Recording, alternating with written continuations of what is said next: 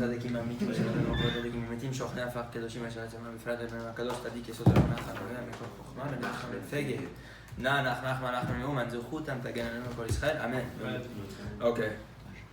This week's Parashat Vaetchanan. It's going to be a very special class. It's my favorite Parashat. Think your favorite Parashat? Oh yeah. You were saying the second idea today. What were you saying was so special about it? I can go into depths, but I don't. What was like? Why? Is there like a few things that marked you like that? I think it's like out of all the Parashiot, it's like this specific rant. I like to call it by Moshe Rabeinu. It's kind of like directly addressing that generation and every generation up until this point, including this point. And it's just like, I think a really cool summary about it was, I mean, do you have a Chumash with you or no? Actually, I have one already. It's not in English. Go to Devarim, and I don't need it. Go to Devarim 20. Perek Dalet, plus 24. Okay. That's what cup that is. Yeah. Okay, here. Ki Hashem Elokecha Esh Ochlahu Elkana. Yeah, can I have that? You pass it to him? No, those are both yours. I'm saying, you said yours just died. No, you. Alright, which one do you flavor? It's just okay with the video. Yeah. I don't know. Which one do you recommend? Grape's fire. So you want grape? Definitely better than like pop. Jelly. Bro, what? It's fine. Thank Now you. you're good. Okay, perfect. Yeah, Jeff is dead, then we're done. Okay, so it says. We're done. What do you mean? That's not Hashem. What we do? Kitoli, okay, so Kitoli Banim Ubevanim, right? So when you like you'll have children, this is what you'll begin children and grandchildren when you go into the land. So this is the context of the scene is Moshe Rabeinu is outside of Israel. They just killed Sichon and Og, or sorry, the Midianites. And this is that was like Moshe's last mission before he can die and then they go to Israel. So this is after Moshe knows he's not going to be going to Israel and everyone else is about to go after them. So he's giving them like his like last will and testament right now. So he says, so this is when you go into the land, you will have children and grandchildren.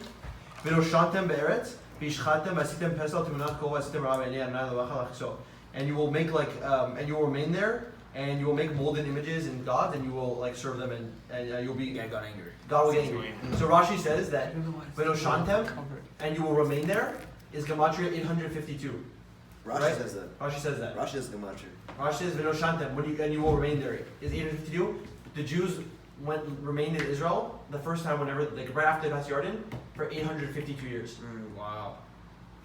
850 years. 2 years. Hashem, then he says Rashi says Hashem sped it up 2 years so that they would, as like a kaparah, so that he wouldn't have killed all of them. Wow. So you can see from already a hint from the Gematria of Vinoshantem that we're getting kicked out. But that's not exactly the part I want to just start. The one more part is it's saying so whatever it goes on to say that you'll get kicked out of the land, like you're gonna piss off like Hashem, you're gonna get kicked out, and it's talking about the exile, which is like what we're in right now. So this is I feel like this is the most relevant because it's literally like out of everything the Chumash, what?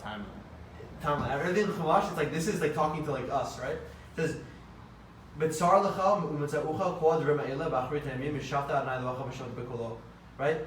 If you so if you does uvikashta misham and if you search for him, Adonai Elohecha your God, matzata ki, and you find him, tidasheni b'chol levecha u'chol nafshecha, and you search for him with all of your heart, right? So if it says only if you search for God, you will find him. Oh, that's the pasuk. That's where it's from. Okay, fine. Right? Because like if you think about it, right now, like God is like back in the day, Moshe would just say, "Yo, God, like Hashem, like let's talk," right? Now it's like completely hidden. It's all just like beneath the surface, right? So Moshe is saying right here, like to us, is like how yes, it's beneath the surface, but uvikashtem misham and na'alocha mitzat kiddushenu, right? Like if you search for him, you will find. Wow. So it's just saying like God, it's not going to just be like God's there and now all we have to do is talk to him. It's like no, if we make that like first effort, then like God starts to reveal himself to us. So I don't know. Chazak. So mamish is a seichel. The idea is seichel. Yeah, exactly. Amazing. Chazak, We're going to discuss the first pasuk of Vaetchanan in this week's class, but actually we're going to first preface it by an entire Torah of Rabbeinu. It's one of his most famous Torahs. It's lesson 78 of Likutei Moharan II, second book. And this was actually the Torah he gave literally in 5 days, whenever Shabbat Nachamu. He gave it on Shabbat Nachamu, which is literally in a few days. So What's Shabbat Nachamu? it's the Shabbat after Tisha B'Av. So it's the Shabbat of consolation. Shabbat? Yeah, very. Now is the week. Before it was the weeks of almost like, here Hashem, like, we're sorry for destroying the temple. What's the one before Tisha B'Av called? I can't remember. Vaetchanan. Vision. And then this one is now Hashem's coming back to us and saying, here, I'm consoling you. For 7 weeks now, it's 7 weeks of consolation till Rosh Hashanah. And then Rosh Hashanah, it's the Rebbe Nachman, we're going to go besimcha, we're going to repair everything with simcha. You know? But it's a very, very special idea. Rabeinu has a Torah on this, and the story behind it is even more fascinating. If you want to look at Likutei Moharan II, we always say the story every time, I'm not going to repeat it here. A very special story of how Rabeinu gave this Torah. It was 3 months before he passed away, a few months before he passed away. Literally 8-9 weeks before he passed away. He gave this Torah and he was coughing up blood for hours. It says that Rebbe Nachman would always give the Torah at the end of Shabbat, closer to Ben Hashmashot. Like after Seudah Shishit, you know? And this Torah he gave specifically, but he didn't come out of his room for a long time. And it was because he was coughing blood, he had tuberculosis, you know? He was coughing up blood for hours. What is tuberculosis? Huh? What is tuberculosis? Tuberculosis? It's a a problem with the a lungs. lung thing? It's a lung, yeah. Coughing up blood, you can, no strength, nothing. It's like, it's crazy.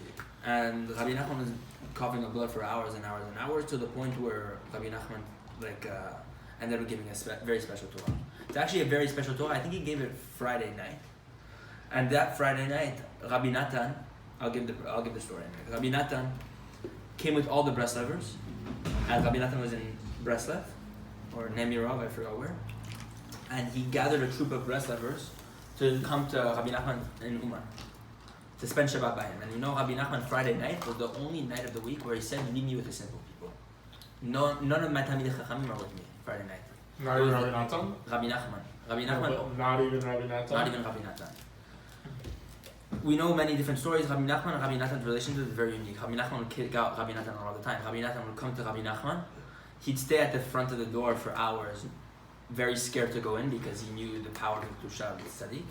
And whenever he'd go in, Rabbi Nachman would be like, Shalom Aleichem, Shalom Aleichem. You know, like, have a good day. And Rabbi Natan was like, you know, like, it's very interesting because whenever you study lesson 6 of Likutei Moharan, you understand there's a time to run to the tzadik and there's a time where you have to get pushed away. There's times when you go to Uman and you feel like kadosh, and there's a time when you come to the tzadik and you feel like, wow, I feel strong and connected, and there's a time where like you feel so far. And it's all very calculated. Rabbi Nachman had very much this calculation with understanding when the Talmidim should be close to him, when they should be far from him. And it's all in Avodat Hashem. So, we know Rabbi Nachman for the first few months that he met Rabbi Nachman, he was with him for a lot of the time, and then he sent him away for Purim, I think, after Purim. He's like, go, leave. So it's a very special idea.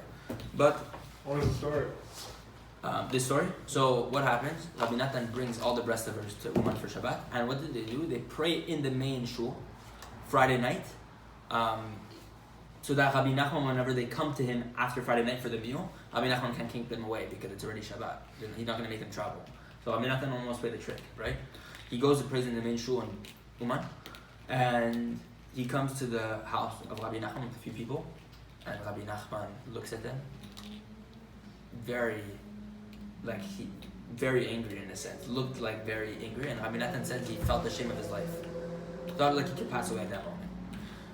Rabbi Nachman brings them in, they all sit at the table, and it's very known, if you look at Chaim Moran and the teaching about Rabbi Nachman before he'd do Kiddush, or before he'd even give a Torah, said he'd stay there for a few hours, literally a few hours for the Kiddush in his hand, and he'd like do crazy sounds and noises, as if his neshama was leaving his body, he said. Because he said, upon the first word I say of Kiddush, it's as if my neshama is going to leave my body. When I say the first word of a Torah, it's about my neshama, like my neshama is on the verge of leaving my body, it's like hanging on a thread. So Rabbi Nachman said, like my neshama was always constantly almost running back and forth. And so Rabbi Nachman usually, when he does Kiddush, Rabbi Natan knew that he's there for a few hours holding the cup in his hand, and he's like, Few hours? few hours. It's a very unique thing. Rabbi Natan said, if you've never seen Rabbi Nachman do a Kiddush, you've never seen anything good in your life. And not only that, he talks about this night specifically, this night of this Torah, Shabbat Nachamu. He said if a person did not see this with their own eyes, no one would ever believe it. I don't know if we'll see a sight like this even at the time of Mashiach. That's what Rabbi Natan writes. What happened? Rabbi Nachman holds the Kiddush. Rabbi Nathan thinking it's going to take a long time. What does Rabbi Nachman do? Yom HaShishi v'yachol Hashem ha'aretz. Does it in literally 15 seconds. Sits back down, which was not his custom. They'd go sing and do all this stuff, and Netilat Yadayim, come back, do Azamer Bishvachim, the famous song of the Ari.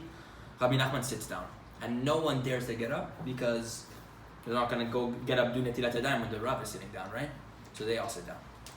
Rabbi Nachman starts sitting down, and he starts rebuking everyone. What are you doing here? He tells everyone. You guys can come to me whenever you understand I know something. But now that I don't know anything, what are you guys doing here? He said I literally know nothing right now.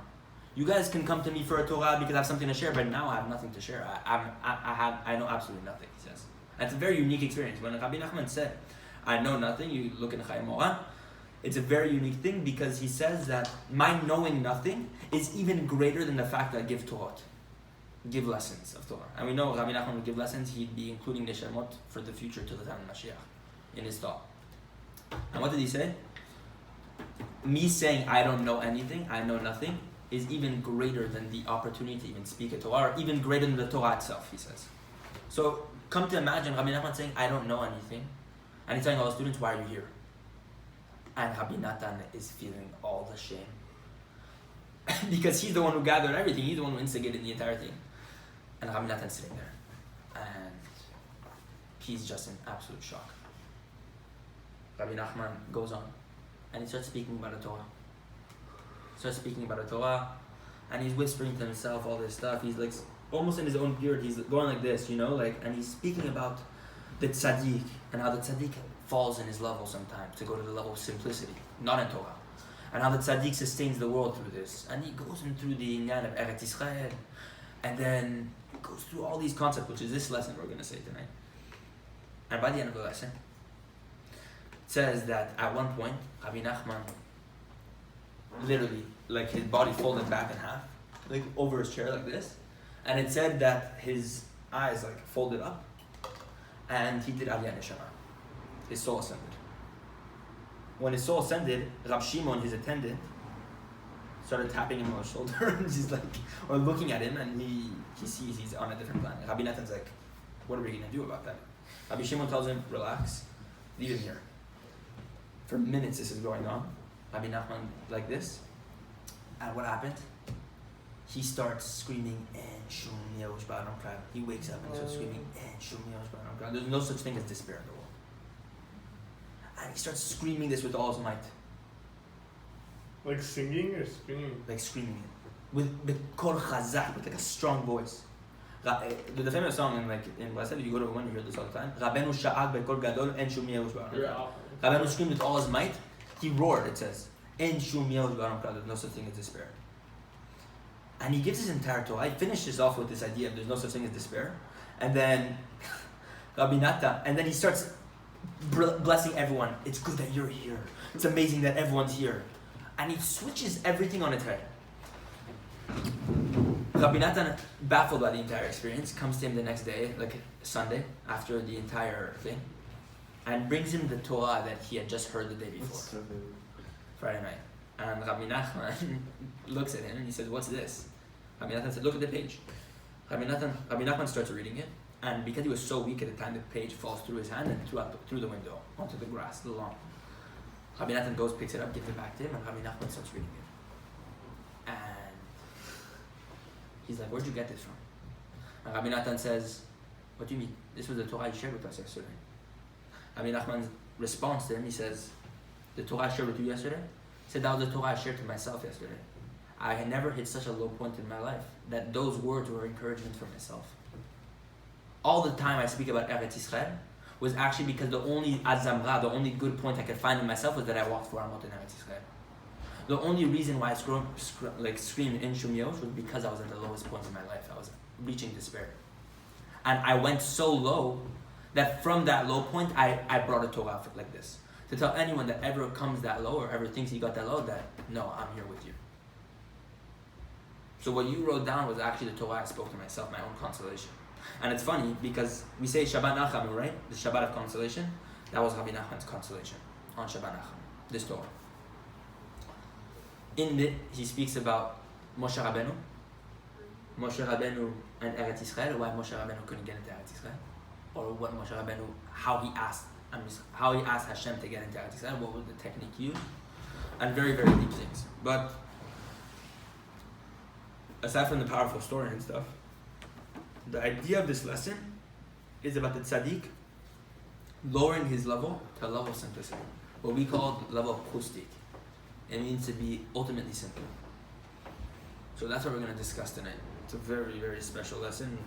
Second to last Torah he ever gave in his life. The second to last lesson he ever gave. And it's probably one of the most powerful Torah in the entire book. Just because it's ultimately not only comforting, it's just like everything in here, the entire Inyan and Blessed is in Shum Yosh. It's you know what I mean? It's this idea of don't ever despair, never give up. No matter how low you go, you can always rely on what we call a tzadik. And we're going to explain it now. The introduction to this lesson, I'm not going to explain the entire lesson because there's many points to it. I'm going to skip a few pieces. But the beginning brings up a beautiful question. Rebbe Nachman brings up a beautiful question in it. And he first begins to explain that sometimes it's tzadik, or sometimes even people like us, right?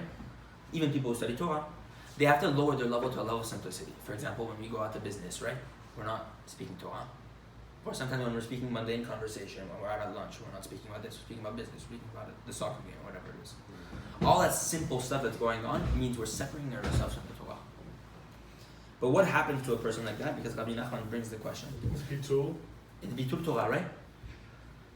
But if you're doing Bitul Torah, how are you alive? Because we say the Torah is life. As it says, Ki hu chayecha ve'orechemecha, right?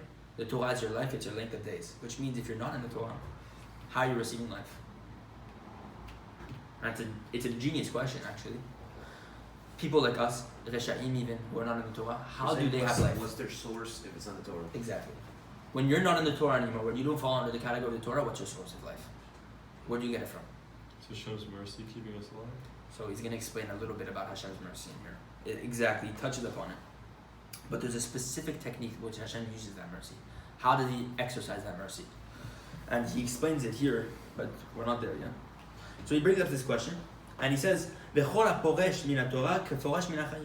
anyone who separates himself from Torah, it's as if he's separating himself from life. So if you're separating yourself from life, how are you alive?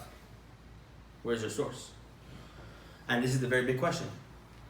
And he says, even those who study Torah all day long, even they have to separate themselves from Torah whenever they, you know what I mean? Even when they're taking a drink of water, when they're not thinking about anything, like, you cannot be in constant running. There has to be a step of returning in this world where you're not in Torah.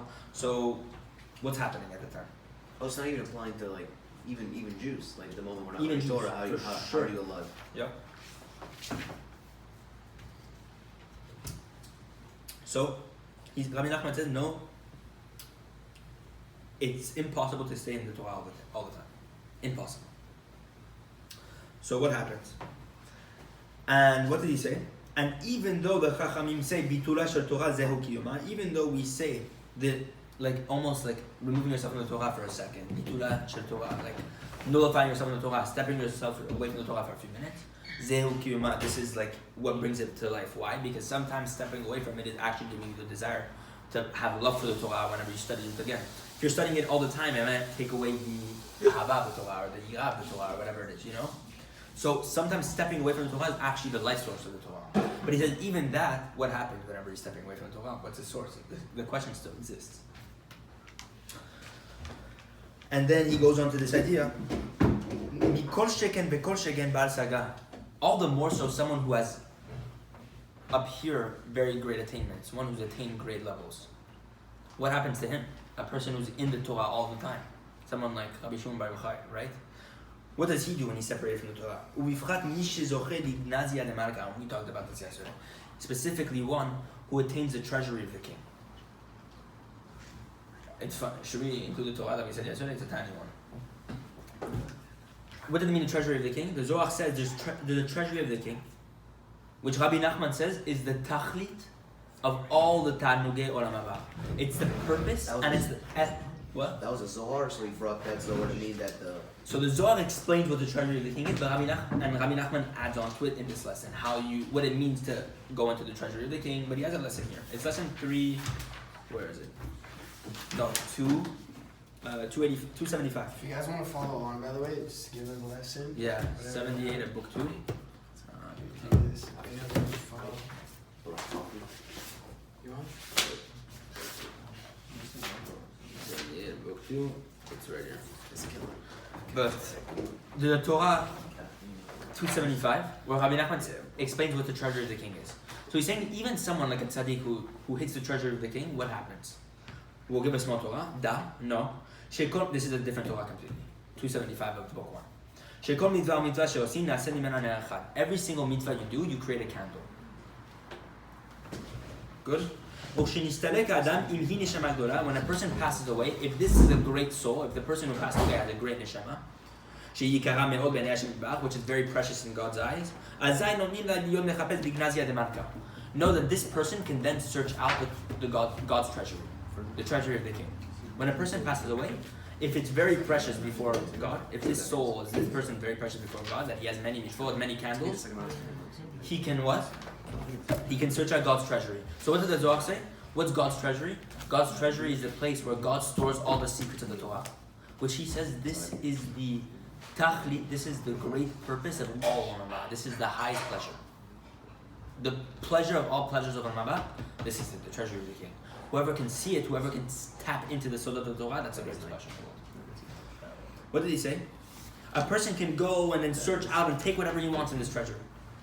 וזהו תכלית שיחפש ויקח לו מה שיצא בגין זה המלך יתברך וזהו תכלית כל התענוג עולם הבא.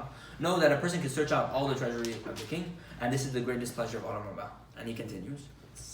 וחיפוש צריכים לאכול, but no, to search, you need candles. כמו שאמרו רבותינו זיכרונם לברכה לסדר פסחים עמוד ב' שחיפוש בנרות. How do you search for the night, what do you call it? How do you search the night before Pesach? Whenever you do, what do you call it? Dika? With candles. So what does it say? Chipus is with candles. Rebbe Nachman says, this is not the chipus of the night before Pesach, of Dikat Chametz. It's actually the chipus of your Olam Haba. Whenever you go up to the treasury of the king, how do you search with your candles? What's a candle we said earlier? How do you create a candle? A mitzvah. Which means how many mitzvot you create enables you to take that many candles and to be able to search the treasury of the king, which is the greatest Olam Haba, that person. And the treasury of the king was what again? Where the secrets of the Torah are stored, that only the greatest neshamot can tap into. Continuing. Ner Hashem lamdu mi pasuk, and how do we know this? That searching with candles. Ner Hashem nishmat adam chofes kol chad chevatem. The candle of Hashem is the soul of man. Chofes kol chad chevatem. He searches the inner chambers, the most innermost chambers. Ve'anerot nasim mina mitzvot. And know that those candles are created from mitzvot. Bifrinat ner mitzvah. As we say in Mishle, a candle is a mitzvah. Continue. And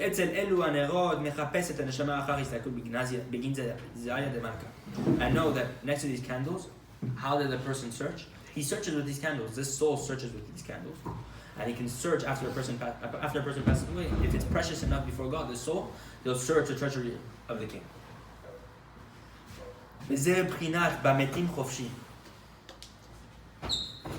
And this is what it said in the Pasuk in Tehillim, abandoned the abandoned of the dead. What did that mean? Kevan shemet adam. When a person passes away, how does the Gemara translate this Pasuk in Tehillim? The abandoned of the dead. What did that really mean? Kevan shemet adam. When a person passes away, naaseh chofshi min mitzvot. He's created free from the mitzvot. So it's not necessarily the abandoned from the dead. It's actually that whenever a person's dead, he can abandon all the mitzvot. He's free from all the mitzvot. Because you don't have really mitzvot whenever you pass away. So what did he say? Chofshi, free, meaning you're free from the mitzvot, is actually a play in the words chipus, search. Chofshi hadum chinat chipus shenaaseh min mitzvot. This freedom that you have from the mitzvot is actually, it's not that you're free from the mitzvot. It's actually from your mitzvot. Now you can actually have chipus, which is to search out the treasury of the king. So from the mitzvot you have the freedom. From the mitzvot you have the chipus, which is the searching. You have the freedom to search. It's not the freedom. Forget the freedom. Freedom is like the word chofshi in the context of that pasuk. But this time we're reinterpreting the context of like bametim chofshi. Whenever you pass away, chofshi. What is it? No, it's not chofshi. You're free. It's chipus. But whenever you pass away, you can have the chance to search. Search what? The treasury of the king. So, but the more you get very fast before we say the more mitzvot you do, the more candles you have. Exactly. So what do we say? Whenever a person's free, what does it really mean? It's a search that a person can make through the mitzvot that he does. Because the mitzvot are really candles that through those candles you can search out the treasure of the king. But no, the tzadik who kills himself in his lifetime, who literally is mesirut nefesh all the time, who sacrifices his soul, that he literally is as if he constant dying and coming back to life. That he can go back up there as when he's alive and search out this treasure. And still while he's alive he can search out this treasure. Which means there's one tzadik at that level. The level of Moshe Rabeinu, or a bar hasaga, a real master of hasaga, of chokhmah, or a real level of tzaddik, that in his lifetime, it's as if he almost killed himself over the Torah. What do we say? It's, what do you call it? What's that pasuk? Im bechukotai telechu, let mikotai tishmoru. Right? What does Rashi say? It's like, how do you amel b'Torah? How do you put effort to Torah? Mi shememit etzmo ala Torah. One who kills himself for the Torah. The tzaddik who's at that level that literally kills himself over the Torah, completely, mesirut nefesh, he has the opportunity to search while he's still alive. So we're saying this is the pleasure of Olam Haba, but Rebbe Nachman says there's a tzaddik at that level that can search it out while he's still alive. Why is it like a pleasure to like search the Torah's secrets? Like why is that like pleasure? Just like we have pleasure from like a nice drink, for example, or a nice meal, the tzaddikim are so removed from this world. Everything they receive pleasure is from light. So imagine us, right? We receive pleasure from something physical like this, a Coke. But them who aren't really limited by the time and space anymore, because we just said that literally the tzaddik kills himself so that he can tap into the treasure house of the king while he's still alive. Everything he is taking in is all complete ohot, it's all light. So that his light is our Coke, but at an infinite scale, because you're talking about the light of Hashem. What's more, it's like, why are we going to say Olam Haba is such a big pleasure?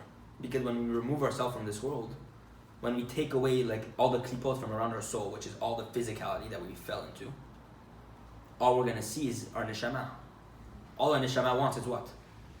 To be connected back to its source, which is light, which is God. So when the tzaddik who doesn't leave anything in this world, who has literally no desire for this world, what happens? He only takes in desire that is completely spiritual, because he values the neshama over the goof, values the neshama over the body. So that's his pleasure, but it's infinitely greater. So we're saying that there's an Olam Haba in this world that tzaddik, only a very special tzaddik can attain, the likes of Rebbe Nachman, Rabbi Shimon Bar Yochai, Moshe Rabeinu, that they tap into the treasure house of the king. So here Rebbe Nachman, we're going back to this Torah now. What did he say? Even one who merits the ahava of the Torah, the real love of the Torah, who can taste the sweetness of the Torah, someone who can search out the treasury of the king, who knows the deepest secrets of the Torah, the Zohar says, the greatest pleasures of the Manba, why he's still alive, even that person, he cannot stay in the Torah all the time. He cannot. It's impossible. It's like his mission to help others. So how does he help others? Exactly, it's going to be that. So even that person, what happens to him? Whenever he removes himself from the Torah, what does he do? We're going to try to discover the secret of when Rebbe Nachman and the great tzaddikim spoke mundane conversations, what they were really doing. Wow. And we know many famous stories of Brasov or Chassidut. Rabbi Avraham, Rebbe Nachman writes, if I could understand one conversation of Rabbi Nachman 10,000 years after Mechayim, after Tchiyat HaMetim, after resurrection of the dead, that would be my pleasure for Rambam. So one after 10,000 years after the resurrection of the dead, that he wants to understand one. Here Rabbi Nachman is giving us a sod, a secret into understanding what he really does whenever he's engaging in mundane conversations. So we continue. So no, the tzaddik ha'emet, I'm gonna skip through this part and then we'll go into it. The tzaddik ha'emet, he brings himself to life at the time where he's a simple person. How? Me'aderech shel nesiat Eretz Yisrael, from the pathway that he takes to Eretz Yisrael, from the journey in which he travels to Eretz Yisrael. Kida, because no, and by the way, this is all from the world of Atzilut we're talking about, highest worlds right now. Ki kol elu apshutim, that all those simple people, Dan Yuzel Amdan B'Shasha B'Termin Torah, She'azu Ish Pashut Kanad, V'chen Yesh Ish Pashut Mamash. He's saying all those simple people, whether it's a Torah scholar who separates himself from the Torah, whether it's even a simple person completely who separates himself from the Torah, that he's not a lamdan at all, and he's an ish kasher, he's an upright person, and he has yirat shamayim, right? He certainly receives life force from the Torah, but how? וכן אפילו הנמוכים למטה יותר, and even those who are placed much lower, were very low. ואפילו אומות העולם, and even the nations of the world, הגויים. גם הם מקבלים בוודאי גם כן חיות מהתורה. I know that there are only life forces from the Torah. So we're even saying the Reshaim, even those who are the goyim, they receive their life force from the Torah, but how? Where? וכל אלו פשוטים צריכים שיהיה עליהם איש פשוט גדול. This is the secret. No? That all those simple people, they need upon them someone to watch over them, a very big simple person. What does that mean?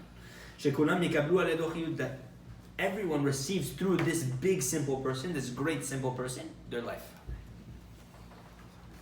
כי כל הפשוטים הנ"ל, כולם צריכים לקבל איזה חיות מהתורה, שהיא עיקר החיים, ובאמת הם רחוקים מהתורה, כי הם אנשים פשוטים, שקוראים פרסטקים.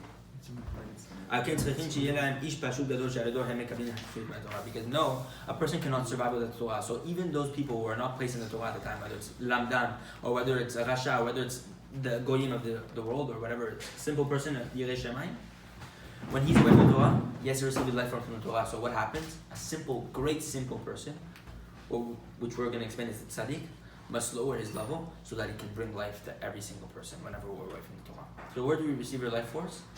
The great tzadik, who lowers himself to be able to bring life to everyone else. Think of a battery. The battery is supplying everyone else. Hashem gives enough koach to the tzadik that the tzadik is able to supply the life of each and every single person. It's the same concept of the sun. It's when Moshe says, it's actually appropriate for now, where he goes, what he says, Eicha, and I carry this burden alone of judging the people. Right? So what happens? Hashem gives him, I think it was Sanhedrin, I don't remember exactly what happened, but he gets a corpse.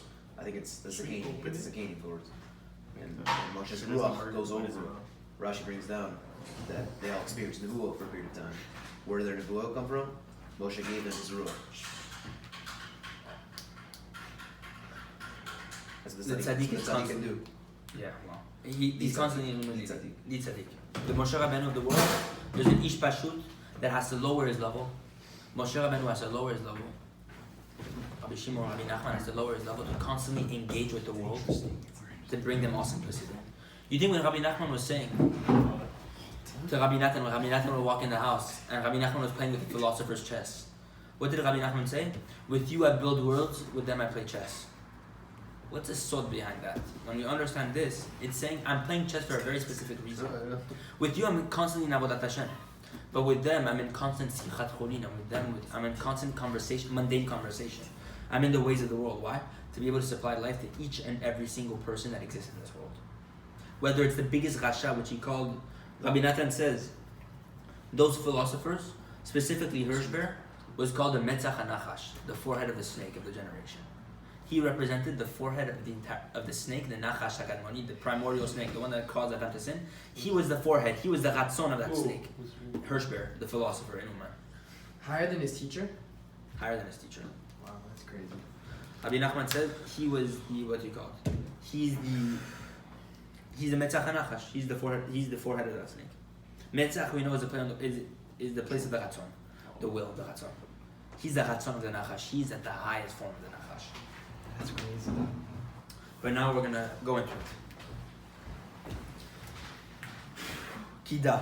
כי כל הפשוטים הנ"ל הן למדן שהוא עוסק בתורה לשם שמיים, כי כשעוסק בתורה שלו לשמה אינו מועיל בלימודו ליישוב העולם, כי שלא לשמה הוא נצחק רק בשביל עצמו, וגם בזה יש בחינות אחת כשעוסק לשמה, שזהו עוסק ביישוב העולם, כשמבטא בלימודו. So Rabbi Nachman is explaining a little bit here, Rabbi Nachman, about this idea. Know that all these simple people, when they lower their levels and they remove themselves from the Torah, which is all of us all the time, hen namdan, whether it's a learned person who is involved in Torah or L'Shem Shamayim, whenever he removes himself from his limud, she'az hu ish pashut mamash, he literally becomes like a simple person. Hen shach pshutim, and also with regard to the other simple people, kol echad ve'echad kfi achizato b'Torah, ken hu mechaya etzmo be'et pshituto b'chinat kiyum ha'olam kodem kabbalat ha'Torah. Know that all those simple people, whether it's a lamdan, a tzadik or not, whatever it is, who's supplying them? This great simple person, this great tzadik. How? What did he say? At the tzaddik, when he lowers his level into the level of simplicity, but at the time of his simplicity, when he's engaging in the world, when he's not necessarily studying Torah or giving a shiur or in tefillah, and he's having mundane conversations, for example, what is he doing? He's bringing structure to the world. He's bringing life to the world. Kiyum. life. It's like lekayem, to fulfill the world. He's bringing this settlement to the world. And which specific settlement to the Through world? speaking? Through his simple actions. Whether he's going to grab a glass of water, right? Or whether he's going to say, like, pass me that towel. Or Rebbe Nachman would say, like... It's comparable to it's to serving the rope and the simplicity. There's something more behind it. yeah, Getting Rabbi Berman his purple cup. You don't know he's doing tikkun. You don't know what's going on. what's Rebbe Nachman thinking whenever Purple cup in he's... fourth grade. You know? He'd ask all the students to fill it up. I remember that. So what happens? What's he doing? He's giving life force to the entire world. From which specific time? Kodem Kabbalat Torah. He's literally bringing life to the world with a specific time of the time Kodem Kabbalat Torah, before the receiving of the Torah. I'm going to explain why that tzadik gives life to the entire world with the same type of force, the same type of light that he gave before the world was created, before the Torah was given. That Hashem gave to the world before the Torah was given. כי קודם קבלת התורה היה העולם מתקיים רק בחסדו, כאילו היה עדיין תורה ושום עשייה של מצווה. That's what you were saying, Donnie. What was he saying? Before the receiving of the Torah, the world was completely standing because of God's chesed. כי לא היה עדיין תורה ושום עשייה של מצווה, because there was not Torah in the world, and there was not one single action of a mitzvah in the world. Because it's funny, God created the world, but He created it without the Torah. I mean, He created it with the Torah, but He didn't give the Torah. So what's bringing life force to the world? Or we drove. והצדיק בעת פשיטותו בשעה שקודם מן התורה, והיה עיקר העולם על ידי חסדו לבד, והצדיק בעת פשיטותו בשעה שקודם מן התורה, הוא מקבל חיות מבחינה זו. No, when the tzadik is simple, at the time he separates himself from the Torah, he's receiving his life force from this aspect.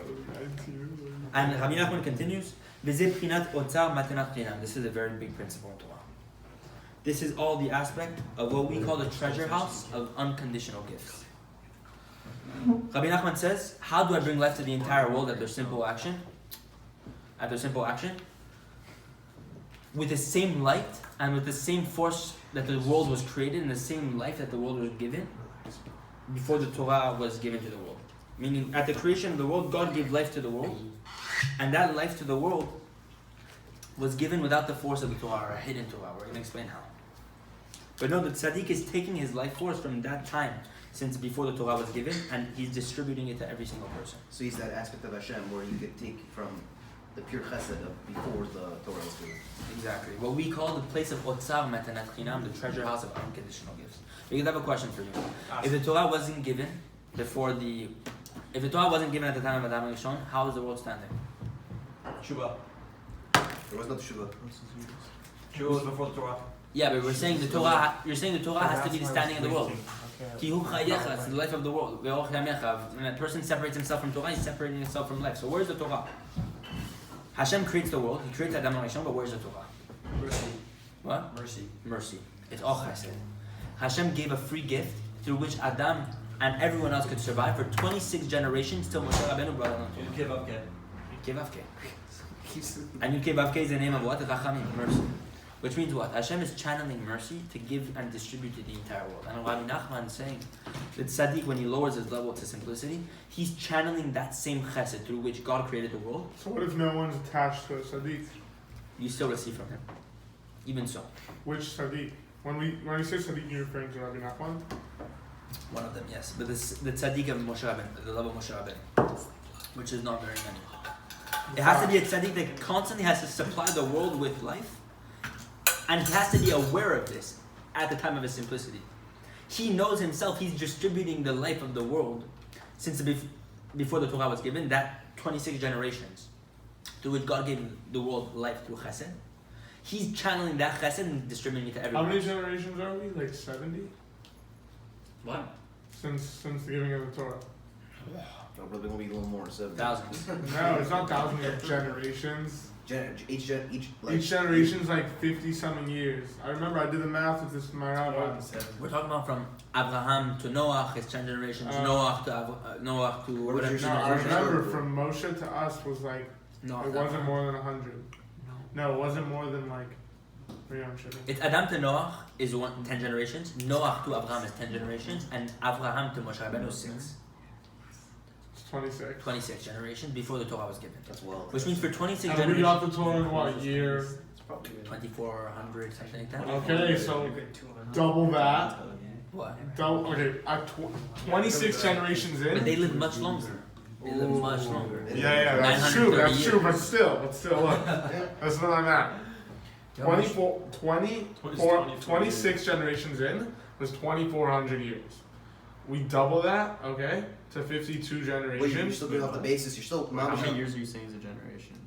I'm just like, this is like fact. Like 26 You're generations still was not taking 2,400 years. No, but that was at that time. Whenever the lifespan was much longer. Yeah, but it was still only 26 generations.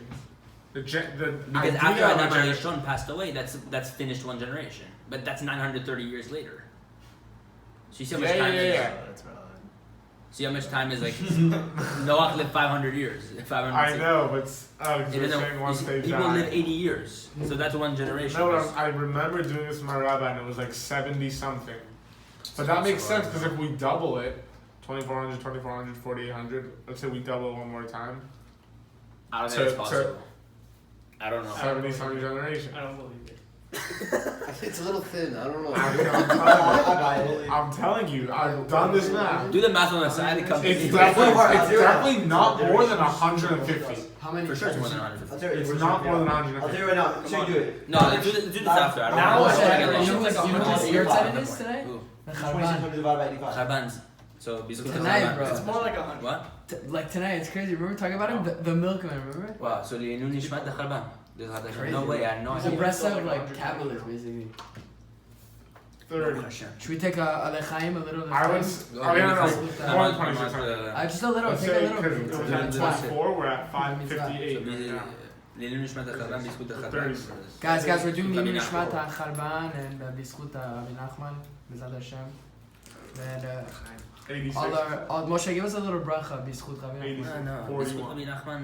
I don't know, bro. It adds up to Uman 70 Hashem. something. I Amen. promise you. Amen. Amen. You don't have to go full. Take it slow, guys. Don't worry. They still got a while to Jeff, go. slow down, relax. No funny story. Never Never mind. What? Which is the ordinary people. I'm sorry. Go. Explain. Sustaining us. Shitut, go. Alright, I was at this dinner, and like I didn't really know anyone there, and it was like and I went up to someone, and like started talking to the person, and then like thank God the waiter comes by, he's like, oh, you want something to drink? I'm like, oh yeah, I do. Alright, ask for triple shot tequila. The guy's like, are you sure? I'm like, oh yeah. Gives me a cup like this thick of just like Blanco, and I just like. What was looking it? at me. This is Elefante. Oh, right? Yeah. I take it. I'm just like, all right, screw it. I just like chug it in one gulp, the whole thing. It was an 8-ounce glass practically. Trey was with you? By myself. You're by yourself? This is Moshe Rabeinu, by the way. But anyways, yeah, it was. What happened? Oh no, yeah, I had a hell of a night. You were That was, dancing in the middle of the Mamash. street by himself. Okay, we're moving on. You went solo too? I don't know what that story had to do with anything. I thought he was gonna add like. I thought there was a point. I thought he was gonna spit a crazy chidush or something. And it ended up being Yeah, it's pussy. Look, even there, at that time he's saying that story. This is the point. Who's sustaining him? Because That's why I said this story. No, but what, They were, they I'm did trying it to together. find- I'm trying to find the They Torah in that story. coordinated that. They Who's coordinated sustaining that. you at the time you're saying that story? Yeah, For bro. opening? Mihu Shali. Hanilo Dodi Dodi. The tzadik is sustaining you. really need We're continuing. We're continuing. So what did they say? No. That the time that tzadik separates himself from the Torah, והצדיק בעת פשיטותו בשעה שבודד מן התורה הוא מקבל חיות מבחינה זו. No, the tzaddik when he's simple, the time he separates himself from the Torah, he's receiving from that same chesed that Hashem created the world with. For 26 generations that the chesed lasted till Hashem could now give the world life through what? The Torah. But before he was giving life through himself. So let's see how he explains this. No, this is the treasure house of unconditional gifts. How? What's a treasure house of unconditional gifts? Where something we don't merit is still given to us by God. Because God has so much chesed. And this is a very big secret. Rebbe Nachman is saying, when you pray, we're going to explain after actually. I'm going to get to it after. Because no, there's a treasure house of unconditional gifts. That even someone who has no merit whatsoever can receive from there. This is the first time you mentioned Matanat Chinam? This is one of the Torahs. I think he explains it somewhere else, but this is the famous one. We'll explain how. ובוודאי אין זה האוצר מוכן בשביל רשעים, but know that this treasure house is not really ready, it's not something that the רשעים can tap into all the time. Why? כי אין, אם כן, רשע הוא גדול מן הצדיק, because if that's the case, the rasha is greater than tzaddik, because the rasha doesn't have to do any single Torah, but he can receive his gifts.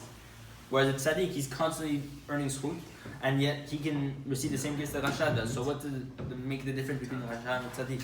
The rasha doesn't have to do any Torah mitzvot and still receive things from God, and yet the tzaddik has to do all this stuff and then he receives. So in that case, the rasha is bigger than the tzaddik. So it doesn't make sense. And if he's bigger than tzaddik, then because the rasha certainly has no merit whatsoever. And so too he merits because of this. And if he does merit, because if he does merit to receive from this treasure house of unconditional gifts, that would mean he's bigger than tzaddik. So we're gonna have to retranslation. We're gonna have to retranslate this. What does that mean? That a person can tap into this treasure house of unconditional gifts without any schut whatsoever. That God gives without any merit. So we're gonna have to retranslate this. We're gonna have to understand what this means. But know that the rasha certainly doesn't receive from this place. Why? Because if he did, that would make him bigger than the tzaddik. But know that this treasure house is specifically for the tzaddik. From the Rebbe from the other side. So maybe. Or maybe from the tzaddik himself. Know that at the time the tzaddik is a simple person. He received from this treasure house. This treasure house is the same time. It's the treasure house that before the Torah was given, 26 generations before the Torah was given. The world was standing just because of God's free kindness, without any merit. Because forever is His kindness. Which is speaking about specifically before Matan Torah. The world inherently is Matan Torah. It's totally. Yeah, Everything. good. It's exactly that. Which comes to show us that the Torah, if the world is standing for the first 26 generations because of Matan Torah, there's a meaning. Extend longer. For sure. So what did he say? כמובן בגמרא, זה ברור בגמרא, הנה 26 כילויים חסדו, because these 26 are like, represent forever as his chesed. Keneged mi keneged, what does it mean? הנה 26 כילויים חסדו. Oh, the 26 כילויים חסדו in Tehillim, I believe, in that בתהילים קוף ל"ו. עוד השם כיתוב, כילויים חסדו. There's 26 of those כילויים חסדות. Why? Rebbe Nachman says, כנגד מי, פסחים it says this. כנגד מי 26 דורות, corresponding to the 26 generations. Each kilo chasto is to represent every single generation before the Torah was given. Amazing. וכולי. כי אז לא היה שום תורה והיו עוסקים רק ביישוב העולם בדרך ארץ. Wait, so can you repeat real quick for the people who are in the So in Tehillim קוף ל"ו, it says, הודו להשם כי טוב כילום חסדו, הודו לאלוקי האלוקים כילום חסדו, right? All this stuff. There's 26 Kilogram Chazdos in there. Why? It shows us that there's one Kilogram Chazdo for every single generation before Matan Torah. There's 26 generations before. Kilogram Chazdo means Matan Chinam? Kilogram Chazdo means forever is Chesed. Why? Because God gave His Chesed to the world. That's what stood the world through His Chesed. It's Chinam Levad. Chesed Chinam. Wow, that's crazy. So the Psachim says that. Rebbe Nachman is including it here. But look how deep he's going to go. What did he say? Because at that time, before the Torah was given, there was no Torah. They were what they were involving themselves with all the time? Settling the world, building settlements, just creating houses, you know what I mean? Building relations. So what today, what is it today? Right now it's through the Torah because we got the Torah already. So is it higher or so and it's chesed or just like probably different? The chesed comes from an even greater source. Okay, fine. Today it comes from? No, before 26 generations. So asking for Matan Chinam is tapping into that chesed from before. So when we're simple people, where do we receive? Look at the paradox behind it. When we're studying Torah, we're receiving from a lower source. But when we're not in Torah, we're receiving from a higher source. Why? Because when we're darker. Conversation was saying? Exactly. Wow, that's because crazy. when we're in a darker place, Hashem has to use even more light to be able to bring us to life. The tzadik is that source. Hashem is giving the battery. Hashem is giving us a battery. Who's the battery? The tzadik. Hashem is constantly filling the tzadik with life. And with what? That the tzadik is giving life to every single person. What? With that time, since the 20th generation before Matan Torah, to the chesed chinam, to the free chesed that God created the world with. Look, it's gonna go deep. We're gonna go into the Zohar. What did he say? What were the world involved in? They were involved in just settling the world and v'derech eret, with the way of the land. The way we speak, they were building just to understand how to do relationships now at this point, how to interact with people. This was the way the world was created before the Torah. כמו שאמרו רבותינו זיכרונם לברכה, במדרש, now we're going to understand what it really means. גדולה דרך ארץ שקדמה לתורה 26 דורות. What do we say? דרך ארץ קדמה לתורה, right? דרך ארץ is above the Torah. What does it really mean? And only 26 generations. Exactly. גדולה דרך ארץ, greater דרך I didn't know ארץ. there was anything after that. I thought it was only there it's gonna it's over. Right? שקדמה לתורה 26 דורות. Why is דרך ארץ greater than Torah? Because it preceded the Torah by 26 generations. For 26 generations, we were involved with דרך ארץ before the Torah was given. Which is why דרך ארץ is greater than the Torah. See how? Because what the Derech was what? 26 generations of Derech Eretz before we got the Torah, which means what? God created the world first with Derech Eretz, then the Torah. Oh, that's what It literally means came before. Came before. That's what. But what does Derech Eretz have to do with? Derech Eretz is the way of the land, meaning how to interact with people, how to speak to people, how to barter, how to trade. You know all But this what stuff. were these 26 generations? Like, whoa. Like, are they mentioned in the Torah or not? At all? It's Abraham. It's from the time of Adam to Moshe. It's before the Torah was given. The Torah Also, wasn't like given just yet. yeah, but Abraham. Oh, fine. Where is the Torah? How are the world standing without the Torah? But they had some type of Torah, no? Like Shem Chesed. Ever and everything. It's the Torah of Chesed. We're going to explain how it is. It's a very deep Torah. It's a very high Torah. This is all I was going to explain. Where the source is. That's crazy. Yeah. So we say Derech Eretz is greater than Torah. And what's the source behind it? Because for 26 generations, it preceded the actual Torah. Chachma is above Bina, right? Yeah. We say Chachma and Chesed are one of the same. We say Bina and Gevurot are one of the same. It's like the That's same why yeah, Chachma and source. Chesed are it's gonna be the Torahs of that are gonna be naturally higher than that. Totally.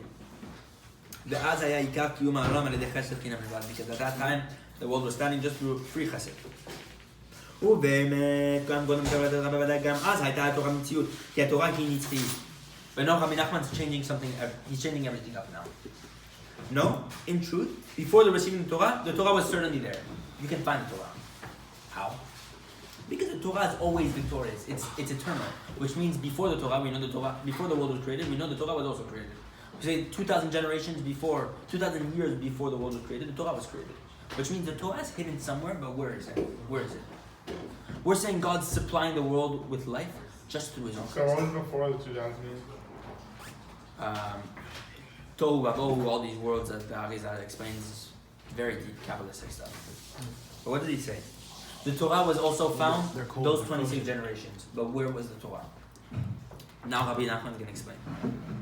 This is very deep, so let's move. We know that, however, before Matan Torah, the Torah was hidden and was in concealment. How? Because no, the entire Torah is hidden in the Aseret HaDivrot. How do we know this? Because we say the Torah is how many mitzvot are in the Torah? What's the Torah? It's the mitzvot. 613 plus how many mitzvot de Rabbanan? 7. 620. How many letters in the Aseret HaDivrot? Only 7 Derabbanan? Only 7 de Rabbanan. There's only 7 Derabbanan mitzvot? Anyone Okay. know that? There's no way. Netilat Yadayim. Oh, Those- what? Those are de Rabbanan. That's Yeah. a problem. What about all the Wait, other so- ones? Like, there's only 7 There's mitzvot that are derived from their rights? no that derived from the Oraita. But I'm Probably saying those are these just are the- created by the Rabbanan. There's only They 7? come up You with can't. But there's more Gdarim. Like, Or we the can- rest are as fast. there must be more fences. So I the think rest so, are right? They're above, but Wow, the yeah. There's also 7 mitzvot They're in not Torah. mitzvot? That's what I thought you were talking about. But I think So there's some Gedarim mitzvot are that not are mitzvot? So Gedarim- I don't get. They are. Rabbi Nachman says any good actions are mitzvah, but what it means 613 mitzvot are those mitzvot that are mentioned in the Torah. All those are offshoots. It's not including those. That's crazy. Wow. Wait, so we're then saying only 620? 7 Derabbanan? I think so. If I'm not mistaken, I But, think there's but the seven 7 break into like however many we have today. What are the Because 7? it's all the You know fences 7? and everything. I know Netilat Yadayim is one of them. Is Chanukah one of them? Nechan. Nechot Shabbat. Tefillin is Tefillin's their very rights. good. Very So look, but regardless, Rabbi Nachman has a different proof. We just What shoot did it that. say? You just shoot Fill that. in is Torah Shabbat. Like, so But how it's- many letters are the Aseret HaDivrot? We The said place there's is- yeah, 620 it's in the mitzvot. Torah. Yeah. How many letters on the Aseret It's between your HaDivrot? eyes, 620. No way. 620 That's letters. sick. That's so sick. But look what he says. In the Zohar Chumash, in the Sefer Shemot, it explains that, and look at Rashi and the Mishpatim, you'll see that it explains that the Torah is hidden inside the Aseret HaDibrot. The entire Torah is in the Aseret HaDibrot. The entire Torah. So what's he saying? No, the entire Torah is hidden from the Aseret HaDibrot. Now we're going to prove how the Torah was actually in concealment before the world was created. How? Torah is hidden in the Aseret HaDibrot. Ve'az kodem matan Torah. And know that then, at the time before Matan Torah, those 26 generations, hayu Aseret HaDibrot ne'elamim be'asara ma'amarot shebahem nivra ha'olam. The Zohar says that those 10 commandments that Hashem gave, those 10 speaking, those 10 words, whatever it is, ne'elamim, they were concealed ba'asara ma'amarot shebahem nivra ha'olam. In the 10 sayings God created the world. Vayomer Elokim yehi or, yehi or. Those sayings, God said, let there be light. You know, there was light. Vayomer Elokim yehi yakia b'toch hamayim. Sick the comparison. So yeah, it's amazing. We studied this once, right? Yeah. The Zohar says, if you take the 10 commandments, you can see how in the 10 commandments, they are concealed, the 10 commandments, inside the 10 sayings of the world. All those 10 Vayomer Elokims are the 10 sayings through which the world was created. Let there be light, let there be darkness, you know what I mean? All that stuff. So we're saying that Dibrot are in the Mamarim, the Mamarim create the world, so therefore the Dibrot could be found in the. Okay, fine. And what's inside the Dibrot? The Torah. The entire Torah. So the Torah is found at the beginning of creation. No, But look what he says. נמצא שהייתה כל התורה כולה נעלמת ונסתרת בתוך יישוב העולם. But he's saying something very deep. No, the entire Torah was hidden and hidden inside the settlement of the world before the world was created. At the time the world was created, before the Torah was given. שנברא בעשרה מאמרות, because the world was created with the 10 מאמרות, the 10 sayings. ובכל הדיבורים שלנו ובכל העבודות והעשיות, הן מי שכותב את אימה או איזה עובדה שיהיה, בכל נעלם התורה. כי הכל נברא בעשרה מאמרות, אשר שם התורה נעלמה ונסתרה קודם מתן תורה. No? That all those sayings that the world was created with, ובכל העובדות, ובכל הדיבורים שלנו. Know that all the sayings of the world, meaning all the mundane conversations we have, everything we discuss, whether it's tennis, whether it's whatever it is. No? All the actions of the world, all the person's action that he does. For example, chopping wood, or something else of the sort. Rebbe Nachman says. And one who chops wood and all this stuff, or whatever work it is, everything inside everything in the world is the Torah is hidden. Why? Because if the Yishuv HaOlam, the settlement of the world, how the world was created, what people do, was initially created with the 10 sayings, and the 10 sayings have inside of the 10 commandments, and in the 10 commandments have the entire Torah, which means every single action a person does has the Torah in it. Every single action? Because you cannot have an action without a form of Torah. Do you need the intention or no? Could you repeat the Not last? necessarily. Could you repeat your last 2 minutes? Just kind of like summarize. Basically, every single action or word that a person engages in this world has the Torah hidden inside it. Why? Because we say that the world was created with the Torah already at the beginning. Which means So by the fact that the world was created with the Mamirim, which essentially is a Has Dibrot the and the Torah. Torah, that in fact makes every action you do. every action, every you do. interaction with the world is mikasher to that Torah. Okay. We're going to explain how. כי הכל נברא בכולם נעלם תורה, because we know the entire world was created with these 10 sayings. והצדיק בשעה שפורש מן התורה והוא בחינת איש פשוט, הוא מקבל חיוב מבחינת זו של קודם מתן תורה, וזהו בחינת הדרך של ארץ ישראל הנאמן. No? What did we say earlier? How does the tzadik receive his life force from that time initially, before the Torah was given? We said from his journey to Eretz Yisrael, right? That was the first thing we said. מהדרך של נסיעת ישראל, from the pathway to that, from the path on that journey, like the journey and that path to Eretz Yisrael. What did he say? How do we explain this? The tzaddik, when he's removing himself from the Torah and he's going to the level of simplicity, he's bringing life to the world, we said, right? Every single person does, he has the tzaddik connected to him. That's how he gets his life. What if he's doing, I remember we spoke about this at my house, but what if he's doing bad action? Who? Simple person? Yeah, the guy. Anyone. But no one's perfect. Like, it's I'm there's saying a every balance. action has Torah in it, and the Torah is all encompassing of You're good saying even the things. bad actions? I'm Yeah. sure the Torah has to do How do you with define the bad actions? Perfect and imperfect. maybe the Torah. Does the Sitra Achra have Something a that's- bad Torah? The Sitra Achra has a Torah. As what? The Sitra Achra has a Torah of its own. Like the evil side has their own Torah. Esav said, Yesh li Rav. Esav said, I have a lot. But what does she have? Rabbi Nachman says, Yesh li Rav, I have a rabbi. Rabbi. Just like you have a tzadik who you're receiving life from, Esav also has a tzaddik there. You know? That's Satan. The Satan, Nachash. Rabbi Nachman's I in remember concept like my what dad was telling me about how like he was saying that when Moshe Rabeinu was given the Torah, Hashem gave it every mitzvah in a good way and in a bad way.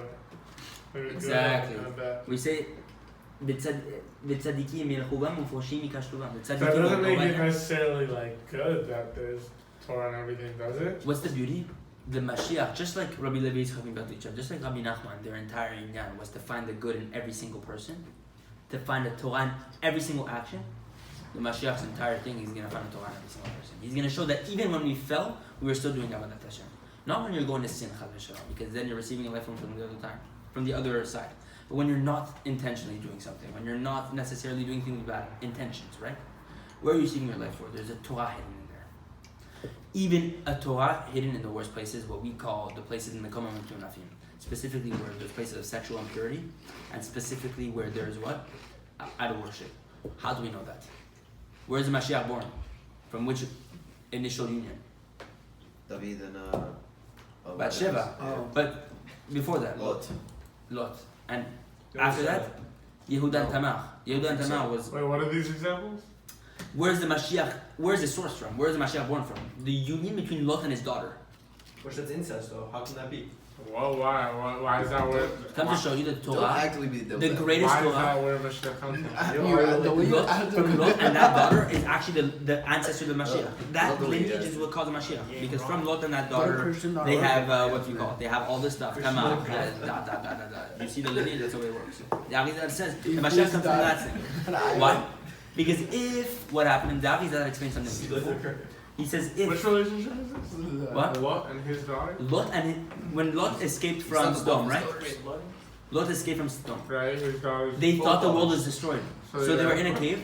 The daughters fed Lot wine, and Lot was so drunk But he had relations with them, You right? convinced him. because they said the only way to keep the world up was to have a kid at the time. Right, and then from that From kid, that ended up coming Tamar and Yehuda's relationship, which they had a kid.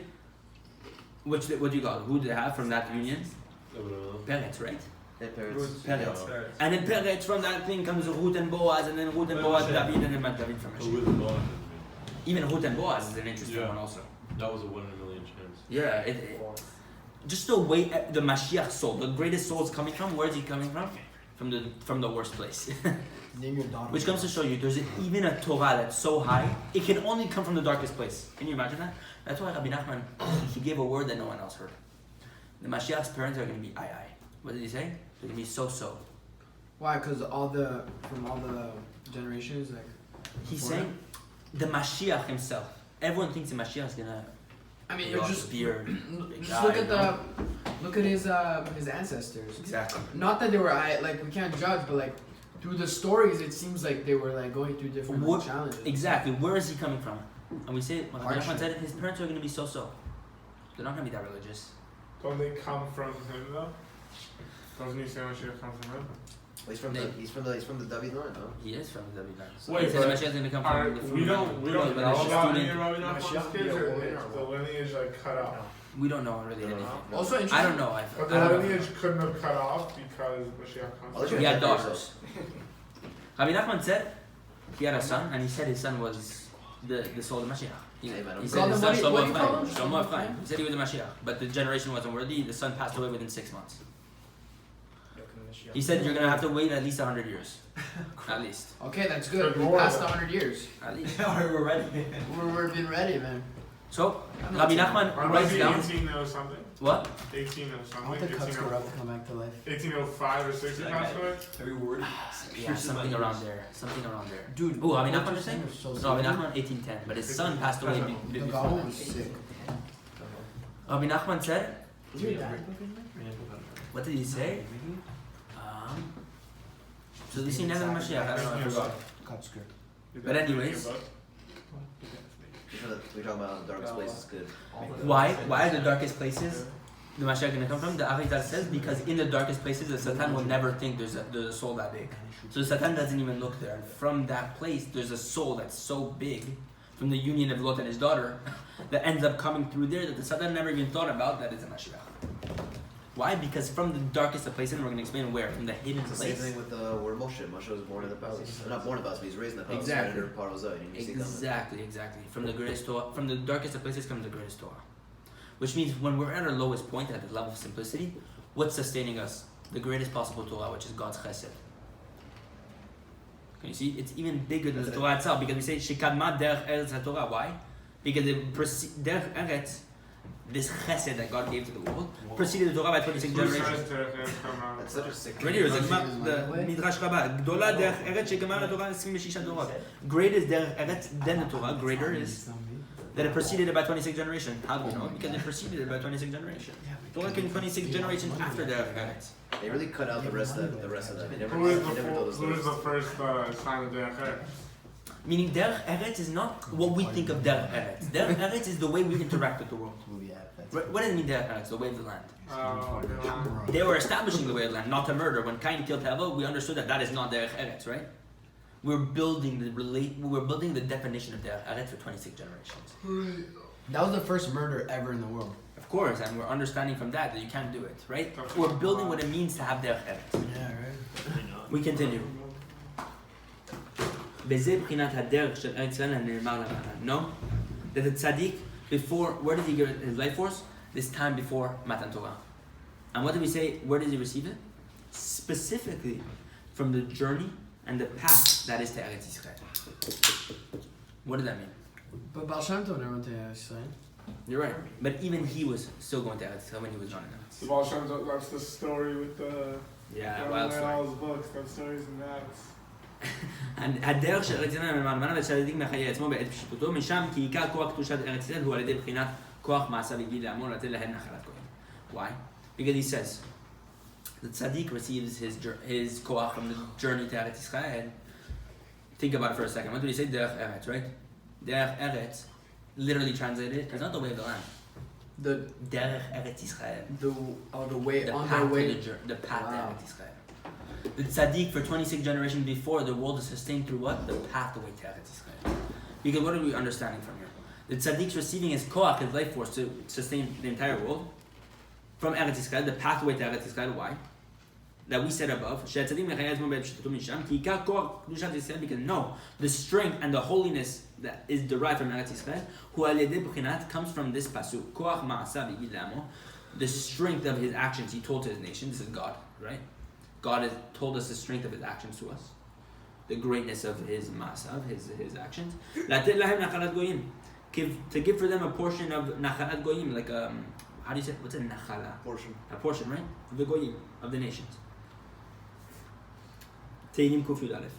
כמו שפרש רש"י בפסוק בראשית, that Rashi explains there, שבדביר זה פתח בבראשית. Why did the Torah start with בראשית? Rashi says, שלא יאמרו גזלנים אתם. So that no one, the goyim will start accusing us of saying, oh, you guys are stealers, like you guys took Eretz Yisrael. So what did the Torah Bereshit?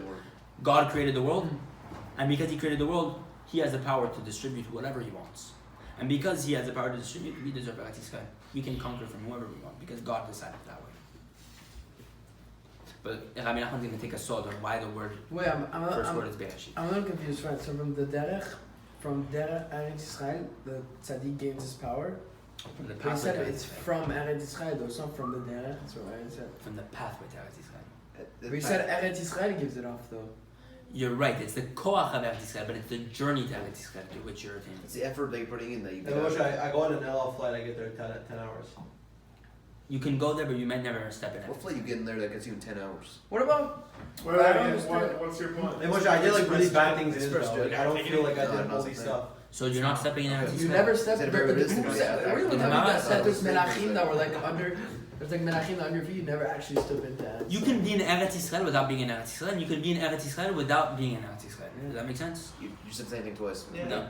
That You story can be was in in Eretz the forest. Yisrael without being in it. You can be in Eretz Yisrael but not receive the Kedusha of Eretz I missed Yisrael. that. And you can be outside of Eretz Yisrael and receive the Kedusha from Eretz Yisrael. I think that was me.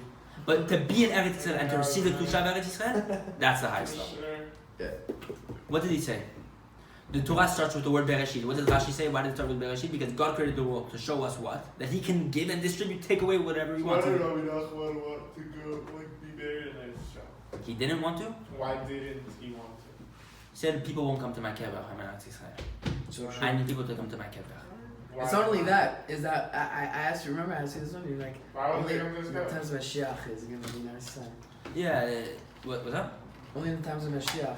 Yeah. Because, bro, if you think about it, if it's in Eretz Yisrael, bro, there's so many tzadikim in Eretz Yisrael, like Arizal, Rabbi Shimon Bar Yochai, everyone's like, oh, I mean, Nachman, he did Someone's somewhere else. flying. oh, yeah, Yeah, I feel like oh, it's a little late, it's a little late. It's different. He wouldn't be known. Like 4 p.m. Okay, yeah, I feel like- The He negative. wouldn't Oh, be yeah. known among the tzaddikim. Missiles. Wait, I was about to say that, but I No, don't know missiles, about it. I feel like What? Are they using the rocket out? Not Like, as much hopefully the clout. missiles are coming. It's like, Missile, last one was a year ago. If he wasn't. If he was, really look. Exactly. I'm allowed to say that? Of course. Because Rabbi Nachman did himself. Oh, you're for the Gaza, yo. But that's the point. But what's he? There's lots of depth to it. That's just one reason. But why is he really outside Eretz Yisrael? You know, Uman is the center of the klipot of the world. All the klipot, all the evil forces in the world center in Uman. We know the Baal Shem Tov saw Uman and he said, I need to be there. And he couldn't get in. Yeah. Because the philosophers kicked him out. Oh, What's in Islam? It's in Russia. I'm subsidian. Uman comes from the word Uman, which is what? Blueprint. Ukraine. God already had the blueprint in the world. Say that. You see? It's so soft. אל תקרא המון אלא אומן. Don't read it המון, read it אומן. It says in the Zohar Kadosh. Read it אומן, blueprint. But אומן. I don't know, I forgot what amon means. I have to find How do out. you spell Umar in Hebrew? אומן, Aleph, Vav, Mem, Nun. But anyways, we're going back to it. I'm going to skip a little bit. So what happens? The tzadik, he's saying he's received his koach from the... Uman's, it's amazing with the book. I meant with the... Yeah, there's lots to it. That's I know where you're going with this, right? Yo, we got one. Without the show, when? Is it gonna be like people getting knocked in the airport? Yeah. Like really nuts? I'll show you a video after. Oh, you're leaving from LA? It's not the So show there's- I'm there's leaving. What do you mean, bro? Why wouldn't Why you would go? you go? Not gonna go. We're gonna Is that flip the the- camera and you're gonna tell the rest of 1,000 subscribers why you're gonna go. Alright, 8,000 subscribers. Sorry. Guys, I'm actually going to skip a little bit, that way we can do it. But look what he says. This is why the Torah starts with Bereshit. And know the tzaddik receives his koach from that word Bereshit. We're going to explain how. Rashi says on the word Bereshit that this is referring to Eretz Yisrael to show us that Hashem can give and take away, that that the nations of the world don't say we are stealers. That we took Eretz Yisrael. God created the world, He can distribute the land according to the way He wants it. So we receive Eretz Yisrael according to the word Bereshit. Look at this. Rabbi Nachman is going to explain a very big story.